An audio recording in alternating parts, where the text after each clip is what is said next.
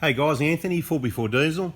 This is just going to be another fairly boring video for some, and of course informative for others. All depends how much information you want. So we're just a bit of R&D for you guys, really, I suppose. We've got the we've got the front bash plates off a 150 Prado with the 1gd-ftv engine in it, and we're going to show you around a little bit in case you, I suppose, own a 3 litre and for whatever reason you've made a crazy decision and you're going to go and buy a 2.8, or you're looking at doing coolant changes or other maintenance. And we're just going to show you a few things. You know, we're not going to get too detailed or in depth, but just have a bit of a look around under the bash plate here and show you what we see as, you know, same or different, and point out a few things that may be helpful for you. So kind of get the camera and bring it up here and have a bit of a look. So I suppose one of the first things I want to tell you is when we removed the bash plates, this vehicle's only done 20,000 Ks. There was a whole lot of debris, bugs, leaves, and you know, everything you pick up off the road that goes in that front grille. It was sitting in here between this plastic cover here, which is fitted to, obviously, as we've described in other videos, to keep the airflow through the front of the vehicle to the cooling system. Okay, so it's worthwhile keeping that area clean. So, you know, you might want to pop that down every so often, that plastic trim, and just empty out. There's quite a lot of garbage in there. It was quite surprising to myself at 20,000 Ks. At some point you're going to be doing a coolant change on a 1GD. So the radiator drain plug, you can see it there, it's yellow. At the driver's side, at the bottom of the radiator, you don't normally have to take the bash plate off to get to these things. You can reach over it, it's a little bit tight, as in tight to get your hand through, but not so tight to undo the plug. The plug only needs to be tight enough to not come loose. It's sealed by an O-ring, it's not sealed by how tight it is. And of course you just back it off a few turns, as you can see the coolant will come out the hole at the bottom there. Okay, or you can take the plug out a little bit quicker and it'll shoot out backwards back here into the bash plate and maybe make more or less mess, who knows. But anyway, having a look around, so the differences to the 1KD to the 1GD, just giving you a bit of a look around under here.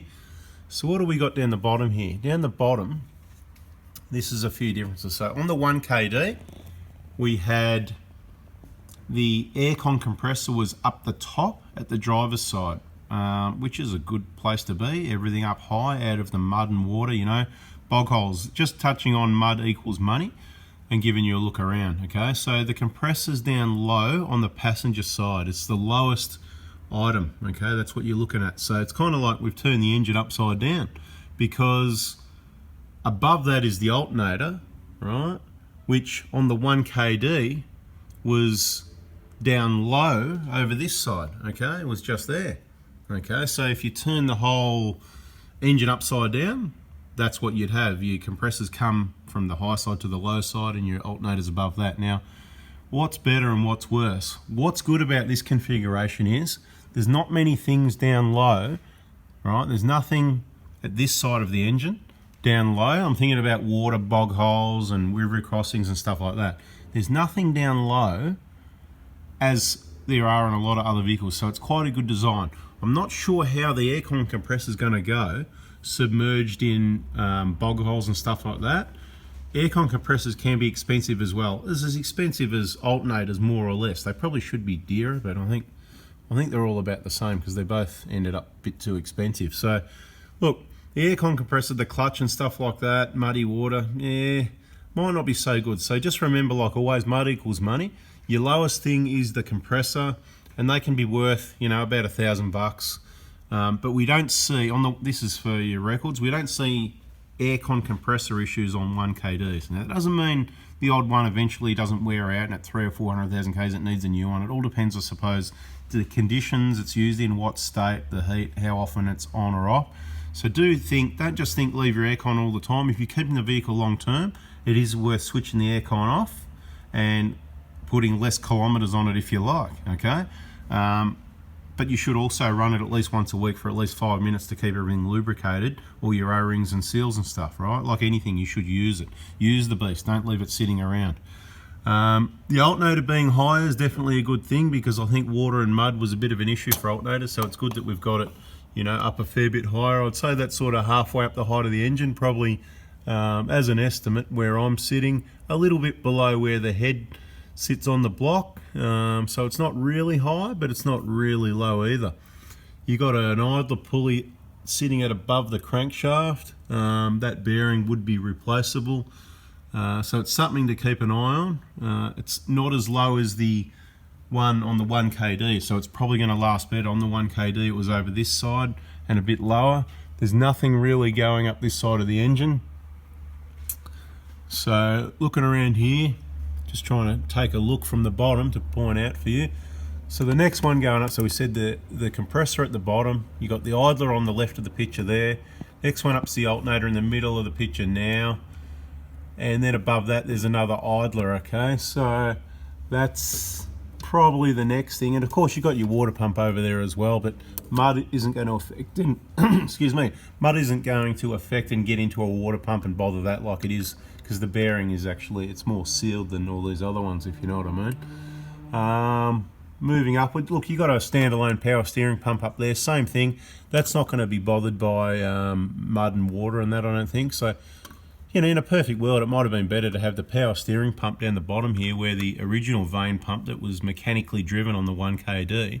It's good that it's standalone up there, but if they could place it down the bottom here, might have been better than having the aircon down here. But look, time will tell. So pros and cons of this setup. You've still got an alloy sump. Okay, I wouldn't expect any oil leaks from this engine, just like we didn't have any from the 1kds.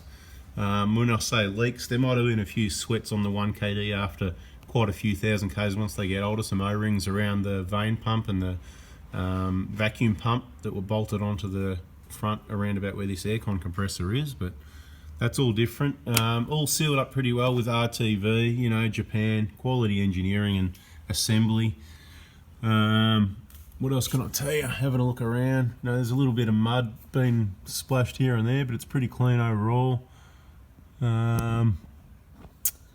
What else is different? It looks like all the chassis, the control arms, the sump, the diff. Generally, you know, not everything's exactly the same, but generally it's all about the same or same design, you know. Tie rod ends, tie rods. I'm not saying they're the same part numbers exactly. I'm just looking for major changes, what the difference is.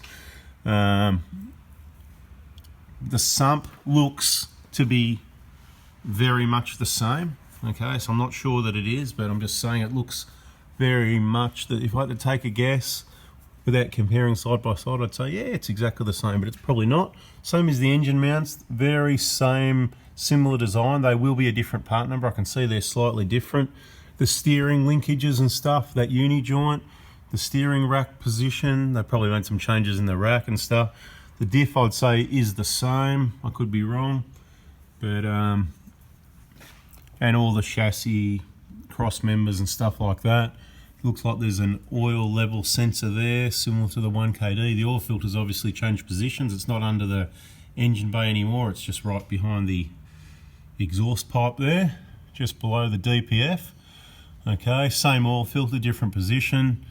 Probably better because you can do it from underneath. The negative is it's going to make a bit of mess and drip down onto the chassis and stuff like that, instead of if you left the engine not running for a while on the 1kd before you took the oil filter off, you'd be able to change it. So have a look around here. Same vehicle, different engine, basically different transmission. You can see the transmission is different, but we won't get too much into that. It's more having a look around the engine bay, different intake system, different engine, you know, different starter motor. You can see it's very small and compact. Looks a bit easier to get out than a 1kd. Nice and small and compact. What else? Yeah, diff drain plugs look the same. Everything will be the same there. Diff's the same. Engine mounts, like I said, they look the same, but they'll be a bit different. They are a little bit different. Bit of a redesign there. So look, that's the idea of this video, was just to have a bit of a look around for anyone that's interested in knowing a bit more about what underneath the 1gd looks like. You know, you've got a few lines there, probably for power. I haven't looked into it too much. Power steering and automatic transmission lines and that. More or less same, different, same. That'd be a power steering line coming down there. Got a feeling there's a... Okay, what's that cooler there? Okay, looking at that. There is a heat transfer unit there, so I haven't really looked or studied these too much. There you go, I'm telling you straight. That could be, let me have a look. So the transmission goes into, oh yeah, so, let's have a look. No, it looks like I need to do some more studying, come back to you with another video, but you know, body mounts look the same. As I said, chassis is the same. These brackets the same, recovery points are the same. Sway bar looks the same, might be slightly different, but it looks pretty much the same. Probably is. It just looks like it's got a different bend around about there. Anyway guys, that's what the engine looks like at the front and the configuration with the different bits and pieces underneath. Hope you haven't found it too boring. I warned you at the start, but you know, informative for some. Bada bing, bada boom.